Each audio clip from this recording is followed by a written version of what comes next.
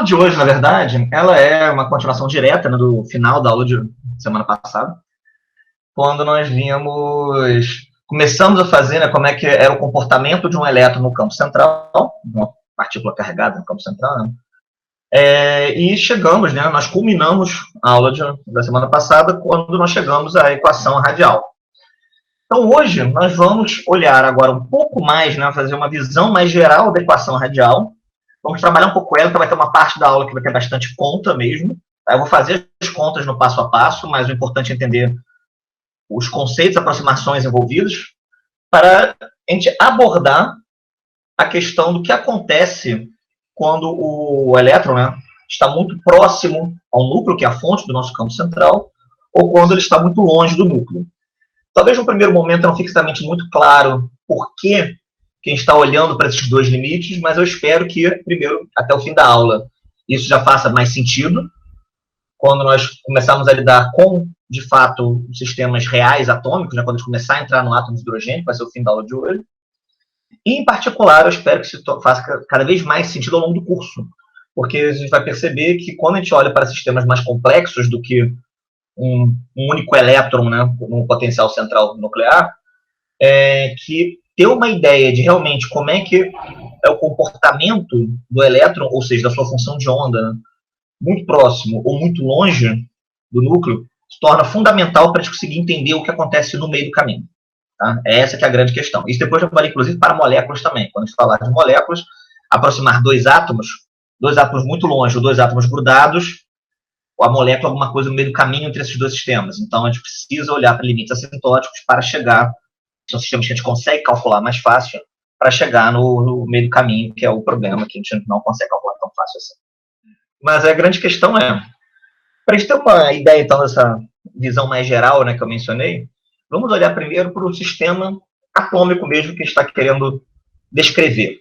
Né? O que a gente está olhando? Está olhando para um sistema onde nós temos um núcleo, né, pesadão comparado com os elétrons, carregado positivamente, a fonte do potencial central, ao qual os elétrons estão submetidos.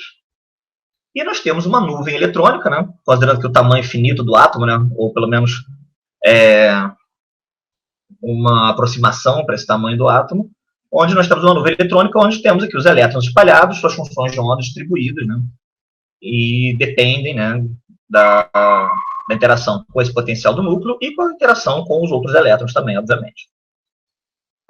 Então, a primeira coisa, sabe, que a gente vai olhar, sabe, dentro dessa questão de olhar para limites assintóticos, eu queria que você percebessem que dentro dessa nuvem eletrônica, os elétrons são todos meio que misturados, aí um enxerga o outro mais perto, mais longe, tem um núcleo, uma certa distância, aí tem outros elétrons na frente, tem outros elétrons atrás, então é misturado, a gente não sabe muito bem exatamente, não tem como a gente definir a priori quais são as distribuições ou as posições, as distâncias relativas dos elétrons nesse bolo todo aqui.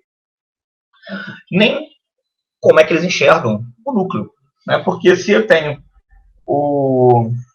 né, pensando que eu sou um elétron aqui no meio do caminho, eu olho para o núcleo, pode ter outros elétrons na minha frente, então eu não vou ver aquela carga completa do núcleo nua atuando sobre mim diretamente. Tem outros elétrons na minha frente que meio que bloqueiam, né, já que são carga negativa, bloqueiam a carga do núcleo. No entanto, nesses dois casos que eu mencionei dos limites assintóticos, nós temos o caso onde R tende a zero, ou seja, R é muito, muito, muito pequeno, ou seja, a distância do elétron ao núcleo é muito pequena, o elétron é muito próximo ao núcleo, que ele é tão mais interno que os outros elétrons todos, que não tem ninguém bloqueando a visão dele do núcleo. Ele enxerga o núcleo com a sua carga máxima, né, como se não tivesse nenhum elétron bloqueando a carga efetiva que aquele núcleo atua sobre ele. Né? Nós não temos realmente nenhum tipo de blindagem, né? É o termo que a gente usa quando nós estamos olhando para o quanto que o elétron enxerga de carga efetiva do núcleo. Ele está tão próximo ao núcleo que ele enxerga a carga total, não tem nada entre ele e o núcleo para bloquear a ação desse potencial. O outro caso é o caso quando o R é muito grande. Ele vai tender infinito, ele não faz ele tendendo infinito só por uma questão de praticidade, né, em relação a puxar os limites, né, para as contas, para ver o que a gente consegue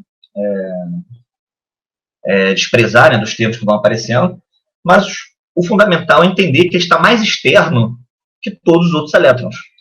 Então, ele enxerga, num átomo neutro, ele enxerga a carga nuclear com Z, né? Z cargas positivas concentradas no núcleo, e Z-1 cargas negativas circundando aquele núcleo, como se fosse um problema lá de eletromagnetismo, né? Onde nós temos um núcleo de carga Z positivo, e nós temos uma casca esférica em volta, né? Com a distribuição interna não sei muito bem qual é, mas a carga total seria Z-1 cargas negativas. Então, o elétron que está lá longe, ele vê efetivamente um sistema onde a carga é 1. Né? Onde esse 1 aqui, na verdade, é ele que está faltando, né, para neutralizar o átomo completamente. Então, pensando nisso, né, pensando nessas diferenças entre esses dois sistemas, nós vamos tentar olhar qual o comportamento da equação radial para esses dois casos. Tá bom? Então, vamos lá. Vou começar com o primeiro caso, na verdade, que na verdade é o mais difícil, né, entre os dois. É o caso onde eu tenho o R tendendo infinito. Eu vou começar por ele, enquanto a gente tem ânimo para fazer muita conta, e depois, na hora de chegar no R tendendo a zero, já está mais cansado, a gente faz as contas mais simples. Vamos lá. Esse é o nosso sistema, né? E eu vou assumir que um potencial que ele cai com a distância, tal qual o potencial colombiano, tá? É um potencial radial, né? Depende apenas, exclusivamente da distância à fonte, né? Só depende de R, né? Traduzindo em termos matemáticos. E pode ter outros termos, né, de ordem superior, né, superior no denominador, né, em R, que eu vou desprezar porque, como eu estou olhando para termos, né, com R muito grande, eles vão cair muito rápido. Então, eu vou ficar apenas com termos que dependam de 1 sobre R, que vai corresponder ao meu potencial colombiano. Então, soluções que eu encontrar para comportamentos dentro deste potencial já vão poder ser transpostas, né, diretamente para o caso atômico com um potencial colombiano nuclear, que é o que eu estou acostumado, que é o que eu vou olhar. Né?